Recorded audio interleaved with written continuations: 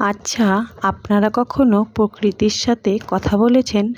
মাঝে মাঝে সকালের স্নিগ্ধ বাতাসের ভোরে হারিয়ে গেছেন প্রকৃতির মায়াভরা কোলে? মনের সব কথা যখন শোনার মতো কেউ থাকে না, তখন প্রকৃতির গাছগোছালি, শান্ত পাহাড়, পাখির কলরব এদেরকে বলেছেন আপনার মনের জমে থাকা সুখ দুঃখের কথা? আমি বলি জানেন, প্রকৃতির মাঝে হারিয়ে যাই, মনের মধ্যে জমে থাকা সেই কত পুরনো কথা প্রকৃতির মাঝে বিলিয়ে দিই।